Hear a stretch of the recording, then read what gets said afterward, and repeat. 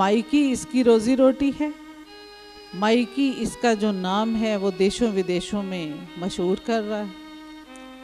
वहाँ तो बहुत बड़ी बड़ी फीस दे के राजा के गाने सुने जाते हैं, और यहाँ हम ऐसे ही बैठ के राजा के गानों का आनंद ले रहे हैं रूबरू।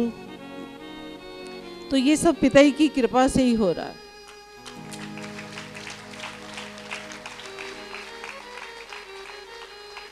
और ऐसे ही ये राजस्थान से हमारे प्यारे प्यारे बच्चे आए हैं, इनके भी जो ये भजन है, गायन है, लोकगीत हैं, ये भी देशों विदेशों में सुने जाते हैं। बड़ी बड़ी टिकट लेके बहुत महंगे महंगे प्रोग्राम होते हैं इनके, और बहुत दूर दूर से लोग सुनने आते हैं।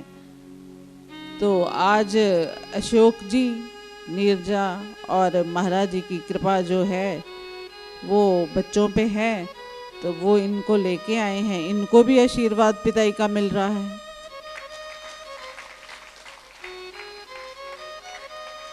आज तो मन ये है कि ये गाते रहें और हम सुनते रहें।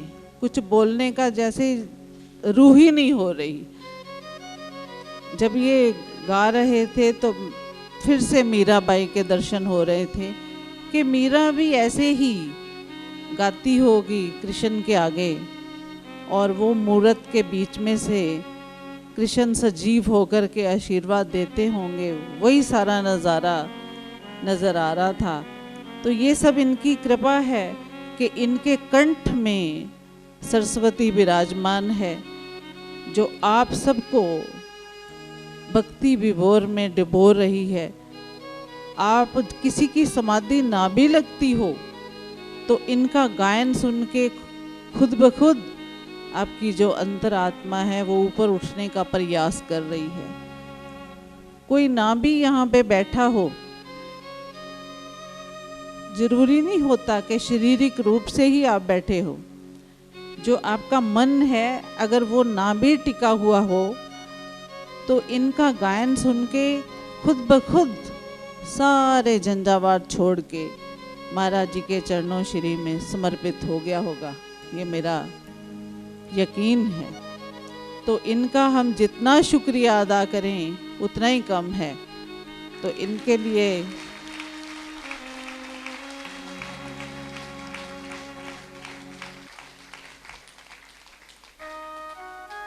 आज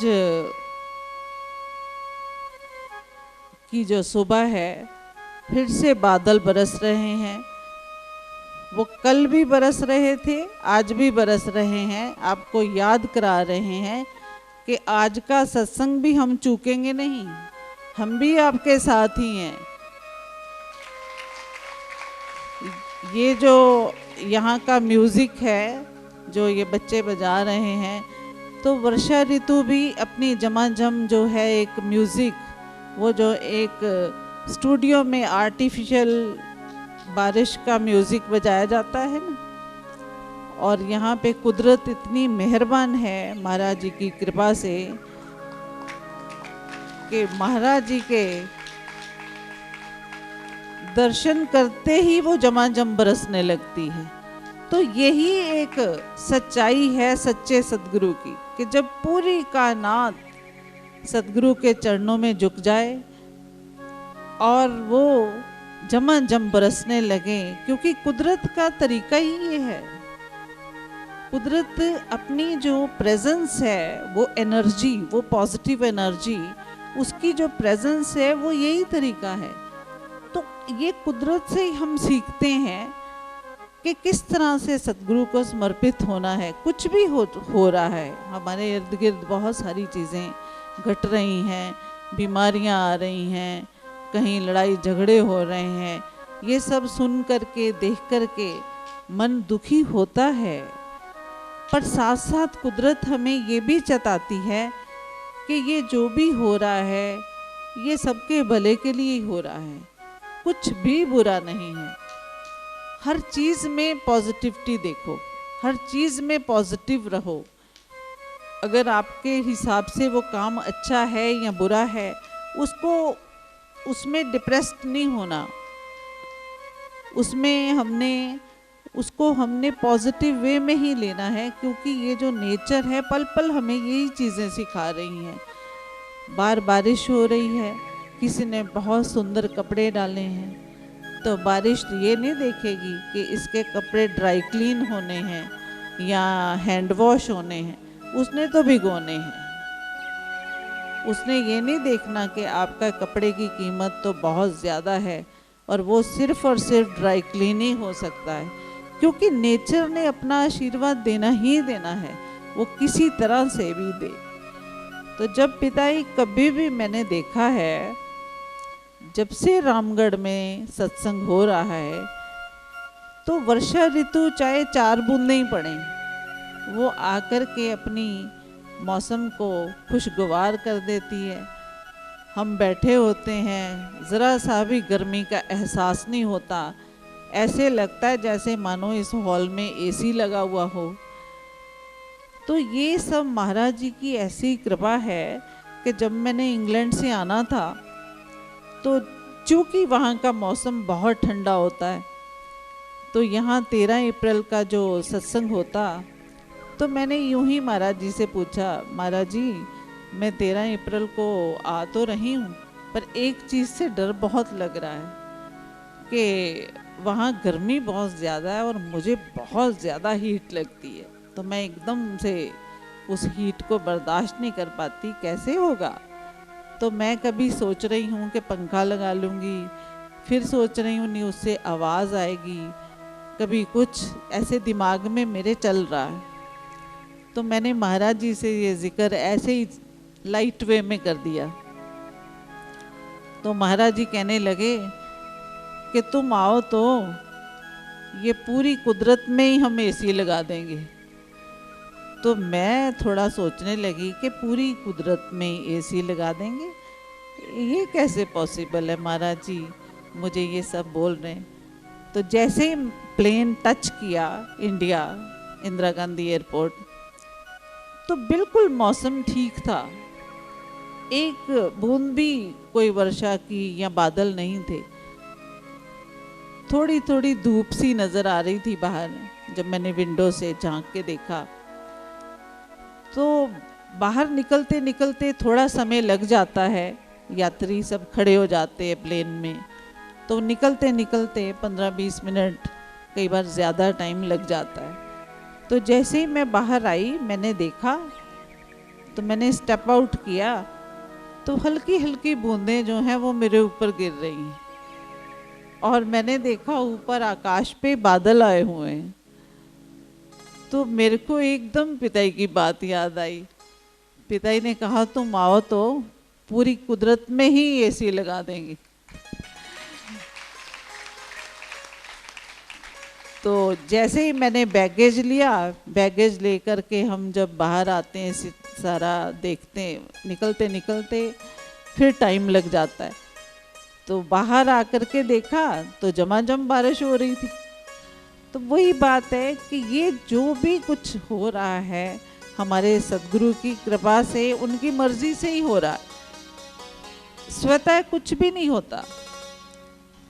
हम सुबह उठ कर के श्वास ले रहे हैं, ये भी उनकी मर्जी से ही। मैं इसलिए आपको बार बार सतगुरु कहती हूँ, क्योंकि हमने तो भगवान इन्हीं में देखा। मैंने साक्षात किसी के दर्शन नहीं किए, क्योंकि भगवान का कोई रूप होता नहीं। ये जो पूरी नेचर है ये उसी का ही तो रूप है, वो बहुत विराटतम है, इतनी विराटतम कि इन दो जो मेरे नयन हैं या आपके नयन हैं, उनसे उसके दर्शन ना हो पाएंगे। मैं उतना ही देख पाऊंगी जितना सामने दिख रहा है। हाँ, अगर ज़्यादा देखना है तो वो गुरु कृपा से जो हमारा तीसरा नेत्र है, जिसको हम आंख बंद करके अंदर की तरफ मुड़ के देखने की कोशिश जिसके थ्रू करते हैं, अगर ज़्यादा देखना है तो फिर उससे दिखेगा कि आपने आंखें बंद की, आपका जो तीसरा नेत्र है जिसको हम पाइनियल ग्लैंड बोलते हैं, वो एक्टिवेटेड है। और वो कैसे एक्टिवेटेड है? जब हम संसार के कामों को करते हुए उससे कटे रहते हैं, कामों को करते हुए, कर्मों को करते हुए, कोई भी काम आप दिन भर कर रहे हो, सुबह से लेके शाम तक, कोई दुकान जा रहा है, कोई ऑफिस जा रहा है, कोई घर के काम कर रहा है, कोई सफाई कर रहा है, तो उन कर्मों को करते हम जुड़े रहते हैं ना अपने सद्गुरु के साथ। सद्गुरु को बिसारते नहीं। हर कर्म को हम भक्ति समझ के करते हैं, उस परमात्मा की सेवा समझ के ही करते हैं। तो हमारा जो तीसरा नेत्र है वो एक्टिवेट हो जाता है, हमारे अंदर शक्तियों का संचार होने लगता है। फिर आपको फिजिकली कोई थकावट नहीं होती, आप फिजिकली भार महसूस नहीं करते। और उस समय आपको भार महसूस होता है या आप फिजिकली या मेंटली टायर्ड होते हैं जब अब आप खुद कर्ता बन जाते हैं, जब आप खुद ये समझने लगते हैं कि ये काम तो मैंने कर रहा है, ये मैंने किया है। जब वो मैं हट जाए आपके और आपके कामों के बीच में से, और काम को आप सेवा बना लें, तो वो जो सेवा है वो कौन कर रहा है? वो आप तो कर नहीं रहे। आपके भीतर बैठी वो शक्ति, वो एनर्जी काम वो कर रही है। आपकी बॉडी सिर्फ मशीन है। जैसे मशीन होती है ना, वो मशीन खड़ी है, तो जैसे ही उसको स्विच ऑन करो, वो बिजली का संचार उसके बीच में से गुजरेगा, वो मोटर को चलाएगा तो मशीन चलने लगती है और वो घंटों का काम सेकंडों में कर देती है। तो इसी तरह हमारा जो मन है, शरीर है, जब वो जुड़ जाता है ना सतगुरु के साथ, तो वो बिजली का करंट आपको मिलने लगता है। वो करंट इतना तेज होता है कि आप काम कर रहे हैं और करते हुए भी कुछ नहीं कर रहे, सब हो रहा है।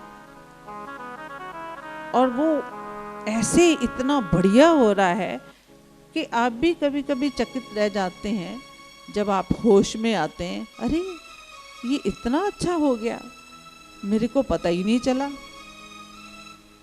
कभी कभी आपने कहीं जाना होता है तो आपको आपके माँ बाप या कोई बड़े कहते हैं कि आज हम फलां जगह घूमने जाएंगे, जल्दी से काम ख़त्म कर लो। तो हम सब क्या करते हैं, उस दिन बड़ी तेज़ी से जल्दी जल्दी और बड़ी अच्छी तरह काम करते हैं और बिल्कुल थकावट नहीं, और फिर हम फटाफट तैयार होके जाने के लिए गाड़ी में बैठ जाते हैं और वहाँ जाकर के खूब एंजॉय करते हैं। और वही काम अगर आप बिना किसी उद्देश्य के या एम के करते हैं तो आपको वो काम भारी लगता है।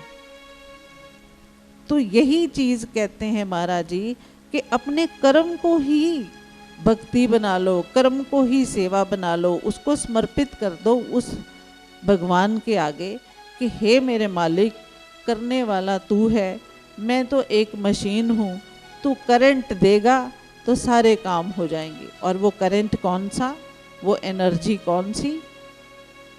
महाराज जी के साथ जुड़ करके उस सेवा की, उस समर्पित की, कर्ता नहीं बनना। अगर आप सोचते हैं कि खाना मैं बनाऊंगी तो सब खाएंगे,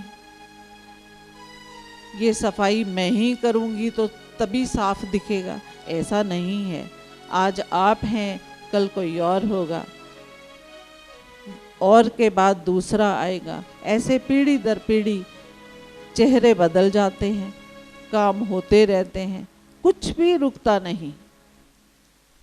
तो इसी तरह से जब हम महाराज जी के सत्संगों में बैठते हैं या महाराज जी को सुनते हैं तो हम अपने जो दिमाग की बत्तियां हैं ना, वो दूसरी तरह से जला लेते हैं। हमने कहीं कुछ पढ़ा है, अगर महाराज जी ने कोई बात हमें समझाने की कोशिश की है या मेरे मुंह से ही कोई बात इधर की उधर निकल गई है, तो हम बहस करने लगते हैं, नहीं नहीं नहीं, वो जो नाम आपने लिया ना, वो ये नहीं था, वो था। वो बहसबाजी है, वही हमें कहीं जाने नहीं देती, वही हमें टिकने नहीं देती। हम तर्क वितर्क में पड़ते हैं, इसीलिए जो बुद्धिमान होते हैं वो नहीं पा सकते भक्ति या उस परमात्मा की जो शक्ति, वो वही पा सकता है जो हर गायन को, हर संगीत को उसके साथ जोड़ के सुने। कोई भी गायन, उसमें रस लो, कोई भी काम, उसमें वो आनंद लो। ये नहीं कोई काम या कोई गायन छोटा बड़ा नहीं होता, कोई गायक छोटा बड़ा नहीं होता। हाँ, सुर में अगर गायक गाता है तो हमारे जो अंदर के तार हैं वो बहुत अच्छे छिड़ जाते हैं। अगर कभी कभी मेरे जैसा इंसान गाने लगता है, पर चूंकि वो भाव इतना ज्यादा है सतगुरु की भक्ति का कि मन झूम उठता है, दिल करता है कि नाच नाच के गाएं। वो जो गायन चल रहा है उसमें इतना आनंद ले कि अपना आप ही खो जाए। तो ऐसे ही महाराज जी की जो भक्ति है, जो महाराज जी की हमें सत्संग है, उसमें हम खो जाएं, इतना खो जाएं कि कुछ भी हमारे इर्द गिर्द घट रहा है, कुछ भी हो रहा है, वो टच ना हो। मैं बहुत कोशिश करती हूँ, मैं अभी भी कोशिश कर रही हूँ, कोई मैं पूर्ण नहीं हुई और ना ही होंगी शायद। मैं तो सिर्फ थोड़ा सा जो छोटा मेरा एक्सपीरियंस है ना, जो मैंने महाराज जी के सानिध्य में रह कर के सीखा है या सुना है, वो एक्सपीरियंस को आपके साथ शेयर कर रही हूँ कि कोई भी चीज़ ऐसी जिंदगी में घट ही नहीं रही, जो जो महाराज जी कह रहे हैं वो होता चला जा रहा है। क्योंकि उसको मैंने ना पॉजिटिव वे में लिया कि हाँ, ये महाराज जी ने कहा है, ये होना ही है, और वो वाकई हो जाता है। आप जब अपनी समस्या मुझे सुनाते हो तो क्या मेरे में ज्यादा शक्ति है कि मैं आपकी समस्या का समाधान कर दूं? अब कल मुझे कुछ बच्चे मिले, हर एक ने, मैं बड़ी खुश हुई, ये आके कहा, गुरु माँ आपको हमने वो बात कही थी ना, आपकी बहुत कृपा हो गई, हमारे काम हो गए। अब मुझे याद नहीं कि क्या डिस्कशन हुई थी हमारे बीच में जब वो उन्होंने अपनी समस्या बताई होगी, पर उनके चेहरे पे खुशी देख के मैं महाराज जी को ही नतमस्तक हो रही थी कि हे मेरे सतगुरु, हे मेरे परमात्मा, तेरी इतनी कृपा, तेरी इतनी दया कि मुझ ना चीज पे अपनी नजर डाली कि मेरे को इन्होंने बात बताई और मैंने मन ही मन आपके चरणों में रखी और आपने इनका काम कर दिया। वाह मेरे सतगुरु, तेरा मैं कैसे शुक्रिया अदा करूं। हे मेरे सतगुरु, ये बच्ची कल रोती हुई आई थी कि गुरु माँ मैं तो सुसाइड कर लूंगी, मैं तो इस दुनिया से ही चली जाऊं। और आज ये बच्ची नतमस्तक हो रही है, गुरु माँ मैं कैसे शुक्रिया अदा करूं, मेरे तो सारे ही काम बन गए। और उस समय जब वो बच्चे बोलते ऐसे, तो मैं मन ही मन अपने सतगुरु को अपने मन में बोलती हूँ कि हे मेरे गुरु जी, कि मैं तो एक तुच्छ से तुच्छ, जो प्राणी जिसको तुच्छ बोला जाता है, मैं उससे भी तुच्छ हूँ। मैं तो एक, ये जो कहते हैं ना गलियों के कख, उनका भी मोल है, उससे भी गई गुजरी। तेरी इतनी कृपा हो गई, इतनी कृपा दृष्टि कि तुमने, मैंने अपने मन ही मन मेरे गुरुजी आपको बात बताई और आपने इनके काम कर दिए। तो गुरुजी को बोल के बताने की जरूरत नहीं है, आप अपने मन में ही अगर वो जो बिजली का तार जोड़ के गुरुजी से बात करते हो ना, तो वो जो बात आपकी पहुंच जाती है। ये आपको बड़ा वहम है कि आप अपने मुख से बोल के बताएंगे तो ही वो बात पहुंचेगी। अब कभी कभी कुछ लोग अपनी बात बता रहे होते हैं तो उनकी भाषा मुझे समझ नहीं आती, जो उनकी लैंग्वेज है, स्लैंग होती है। कुछ दूर दराज गांव से बच्चे आते हैं तो वो बोल रहे होते हैं, तो मैं उनका भाव पकड़ती, उनका भाव पकड़ करके तो उस लहजे में मैं बोल देती हूँ, हो जाएगा। अब मैंने ये हो जाएगा जब कहा, तो मुझे ये पता है भीतर से कि गुरुजी की जो शक्ति है वो सुन रही है, उसने मुझे घेरा डाले हुआ है।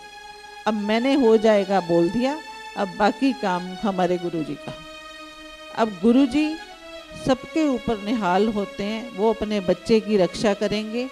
मेरे मुंह से निकल गया हो जाएगा, और अगर निकला नहीं होगा तो मैंने ये नोट किया है कि वो इंसान अगर अपना काम करना भी चाहे तो नहीं होता, कितनी भी कोशिश कर ले, और अगर वो कर लेता है तो वो रोता हुआ आता है। तो मैं बहुत डरने लगी हूँ कि कभी भी अगर ना हुई है तो उस ना को ना ही समझ लें, उसी में भलाई हमारी। और अगर हाँ हो गई है तो वो भी गुरुजी ने ही कहलवाया है, तो उस काम से भला ही भला होना है। तो ये कोई जादू मंत्र नहीं है, ये अपना विश्वास है कि छोटी सी मेरी बुद्धि, जो मेरे पास छोटी सी बुद्धि, उसको महाराज जी ने इतना विराटतम रूप दे दिया कि मैं आपकी मुश्किलों को सुनने लग गई, और सुनते सुनते कब वो हल होने लग गई तो उसका श्रेय मुझे नहीं जाता। मेरे पास तो कुछ है ही नहीं, मुझे तो आता ही कुछ नहीं, मुझे तो शास्त्र भी नहीं आते। वो कहते हैं ना, 4 योग जो होते हैं उनसे हम भगवान को पा सकते हैं, भक्ति योग, ज्ञान योग, कर्म योग, सेवा मार्ग। तो ये चारों को इकट्ठा कर दो तो भगवान जल्दी मिल जाते हैं।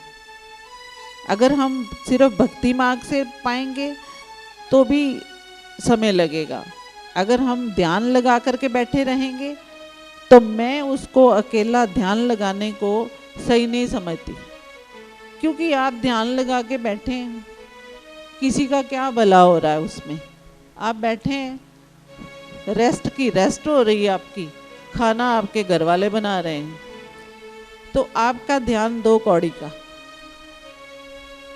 और ऐसे ही सेवा मार्ग वो सबसे उत्तम है कि आप सेवा कर रहे हैं, दूसरों के लिए भोजन बना रहे हैं, प्रसाद बना रहे हैं, सफाई कर रहे हैं तो काम हो रहा है, किसी का ऑपरेशन कर रहा है डॉक्टर तो भी अच्छा, कुछ भी काम कर रहे हैं। तो वो जो मार्ग है वो सबसे उत्तम मार्ग है, उससे कम से कम किसी का भला तो हो रहा है, आपका तो होगा ही। पर ये जो ना सुबह ही आंखें बंद करके बैठ जाना, अब घर वाले भी कभी कभी बोर हो जाते होंगे कि खाने को तो सबसे आगे, और सुबह उठ करके आंखें बंद करके बैठ जाना। क्या कर रहे हैं जी? हम समाधि लगा रहे हैं। तो समाधि में क्या किया, उसका क्या फायदा हुआ? कुछ लोग कहते हैं जी हमारी समाधि ही नहीं लगती। अरे भैया अच्छी बात है, नहीं लगती, ज़रूर वेले बैठना। छोड़ो, मैं समाधि लगाती नहीं, पर मेरी अपने आप ही लग जाती है। और ऐसे नहीं लगती जब मैं अकेले होती हूँ, जब यहाँ बैठी होती हूँ तो लग जाती है।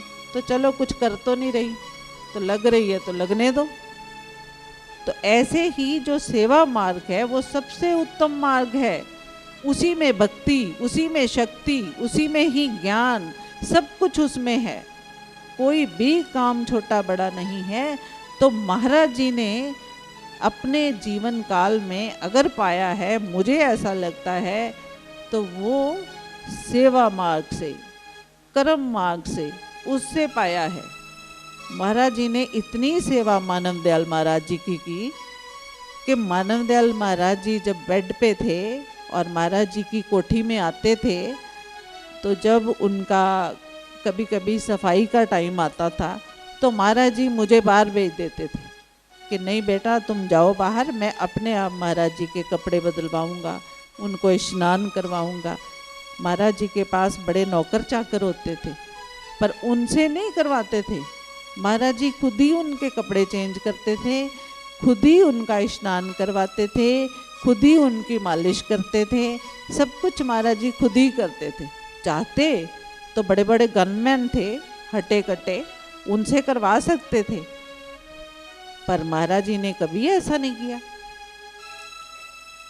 तो इसीलिए जो ये चीज़ें मैं आपको बता रही हूँ कि आप ये कहते हो कि हमारे काम हो जाएं, काम हो जाएं, मैं सीधा साफ रास्ता बता रही हूँ कि आप अपने काम को ही अपनी सेवा बना लें। जो भी काम आप कर रहे हैं, काम भारी समझ के मत करें, उसी को ही महाराज जी की भक्ति बना लें। जो आपका कर्म है उसी को ही भक्ति जब बना लोगे तो मैं आपको गारंटी देती हूँ कि आप खुश भी रहने लगोगे, आपके काम भी होने लगेंगे, और आप किसी को आशीर्वाद दोगे, किसी को ब्लेस करोगे तो वो भी लगने लगेगा। ये आज महाराज जी के सामने आपके साथ मैं प्रॉमिस करती हूँ, ठीक है। सबको मेरा प्यार, सबको आशीर्वाद, और सब खुश रहे। राधा स्वामी। ये हमारे आचार्य सुने ना सुने, पर आचार्य जी हमारी इतना ज्ञान बांट रही हैं महाराज जी की कृपा से, बिल्कुल अहंकार रहित होके। तो जब ये इतने बड़े बड़े संत महात्मा इतने ऊंचे अंदर से, ऊंचा मैं ये कह रही हूँ जो अंतर मन से आत्मा से ऊंचे हैं, तो बिल्कुल अहंकार नहीं, तो हम किस खेत की मूली हैं, फिर हमें अहंकार किस चीज का। तो ये चीजें जब तक हम नहीं सीखेंगे ना हमारे इर्द गिर्द जो हो रहा है, तो तब तक हम पार नहीं जा सकेंगे। तब तक ऐसे ही इकट्ठे होते रहेंगे, सुबह आके नाश्ता करेंगे, लंच करेंगे और घर को चले जाएंगे, और फिर फोन करेंगे गुरु माँ सत्संग कब है। तो ये सारी चीजें आप दिल से सीख लें, ठीक है। खुश रहो।